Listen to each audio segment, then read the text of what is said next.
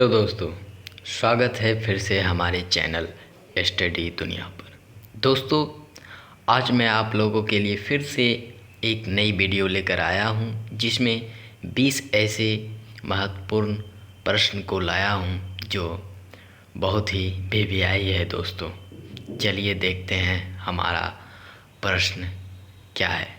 देखते ही आप लोगों को पता चल जाएगा कि यह प्रश्न कितना इम्पोर्टेंट है। दोस्तों, ये कई एग्ज़ामों में पूछे जा चुके हैं और इसके पूछने की संभावनाएं ज़्यादा रहते हैं। दोस्तों, चलिए देखते हैं। पहला प्रश्न है हमारा, गोलकुंडा की संधि कब हुई थी? उत्तर है 1656 में कृष्णदेव राय और कुली कुतुब शाह के बीच। अगला प्रश्न है कि कुरुक्षेत्र किस राज्य में स्थित है? उत्तर हरियाणा में है। दोस्तों, कुरुक्षेत्र जो रामायण में प्रसिद्ध है, दोस्तों यह हरियाणा में स्थित है। अगला बहुत ही वीवीआई प्रश्न है दोस्तों कि महात्मा बुद्ध के प्रभाव से जो गणिका बौद्ध भिक्षुनी बनी वह कौन थी? वह आम्रपाली थी। दोस्तों, आम्रपाली ही थी जो महात्मा बुद्ध के पहली भिक्षुनी बनी थी। दोस्तों, चौथा प्रश्न है कि झारखंड में सबसे ऊंची पर्वत चोटी कौन है? झारखंड में सबसे ऊंची पर्वत चोटी कौन है? पारसनाथ। दोस्तों, पारसनाथ झारखंड में सबसे ऊंची चोटी है। अगला प्रश्न है, राष्ट्रीय होम्योपैथी संस्थान कहाँ है? राष्ट्रीय होम्योपैथी संस्थान कोलकाता में है। दोस्तों, अगला प्रश्न है कि देशभक्ति है और धर्म है भारत के लिए प्यार किसका कथन है?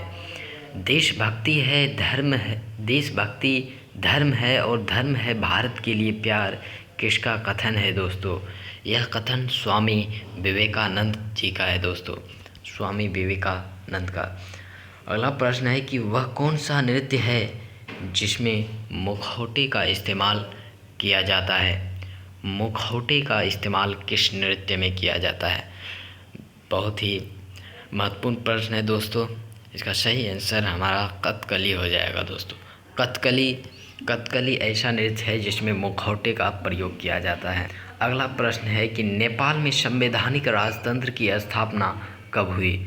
हाँ दोस्तों, नेपाल में संवैधानिक राजतंत्र की स्थापना कब हुआ? तो 2008 में। पहले यह संवैधानिक नहीं था। दोस्तों, 2008 में वहाँ भी लागू किया गया कि नेपाल भी संवैधानिक राजतंत्र होगा। अगला प्रश्न है कि दूध सागर जलप्रपात कहाँ है? दूध सागर जलप्रपात कहाँ है दोस्तों? तो गोवा में। सबसे पहले यहाँ पे शराब संग्रहालय भी खोला गया था। शराब संग्रहालय खोला गया था गोवा में। दोस्तों, यह भी महत्वपूर्ण प्रश्न है। अगला प्रश्न है कि कौन सा प्राणी अपने आप में पानी जमा करता है? ऐसा कौन सा प्राणी है जो अपने आप में नहीं होगा? दोस्तों, यहाँ पे आंत हो जाएगा। दोस्तों, अपने आंत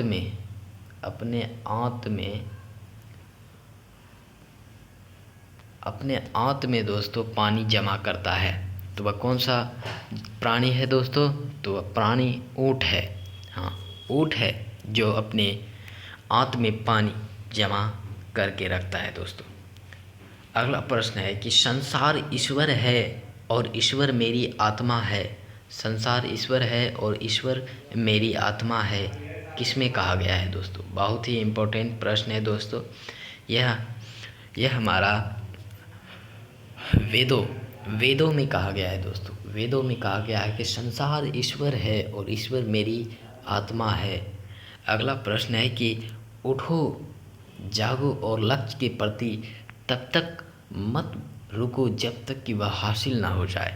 बहुत ही सीख वाली प्रश्न है दोस्तों कि उठो जागो और लक्ष्य के प्रति तब तक मत रुको जब तक कि वह हासिल ना हो जाए।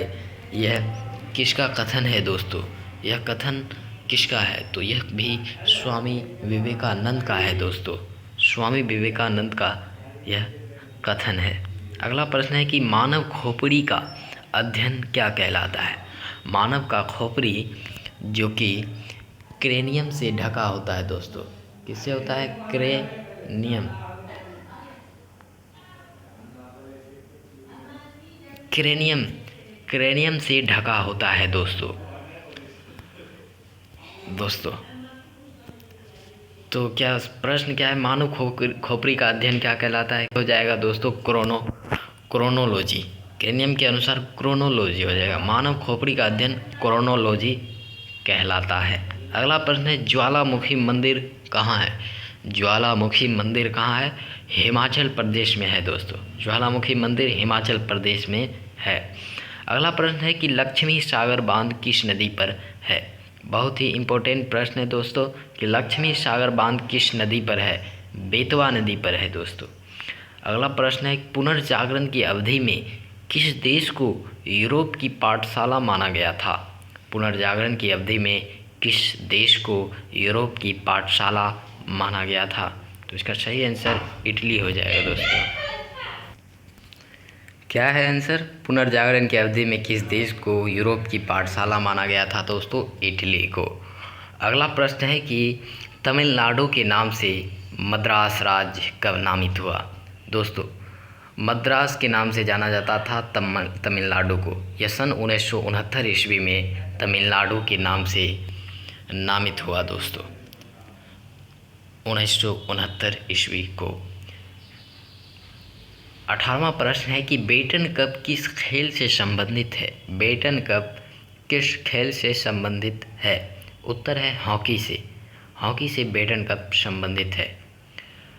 वैदिक साहित्य में विधि का अर्थ क्या होता है? दोस्तों वैदिक साहित्य में विधि का अर्थ क्या होता है? दोस्तों यहाँ पे विधि नहीं होगा दोस्तों, विधि के जगह पे ब्रीहि होगा दोस्तों। ब्रीहि होगा दोस्तों। वैदिक साहित्य में ब्रीहि का क्या अर्थ होता है? ब्रीहि का क्या अर्थ होता है दोस्तों? तो ब्रीहि का अर्थ चावल होता है दोस्तों। वैदिक साहित्य में ब्रीहि का अर्थ चावल होता था। अंतिम प्रश्न है दोस्तों कि लॉ ऑफ इलेक्ट्रोलाइसिस सिद्धांत किसने दिया? लॉ ऑफ इलेक्ट्रोलाइसिस सिद्धांत किसने दिया दोस्तों? तो इसका सही आंसर हो जाएगा फैराडे। फैराडे ने इसका सिद्धांत दिया था दोस्तों, लॉ ऑफ इलेक्ट्रोलाइसिस। दोस्तों कैसी लगी हमारी ये 20 महत्वपूर्ण प्रश्न? दोस्तों ऐसे ही प्रश्न को देखने के लिए हमारे चैनल को सब्सक्राइब कीजिए ताकि हमारा ऐसा ही इम्पोर्टेंट प्रश्न आप लोगों को देखने के लिए मिल सके दोस्तों। और हमारे वीडियो को लाइक कीजिए ताकि हमारा हर वीडियो आप सबसे पहले आपके यहाँ जाए। थैंक यू दोस्तों। ऐसे ही हमारे चैनल पर बने रहिए और नए नए प्रश्न का आनंद लीजिए। All the best.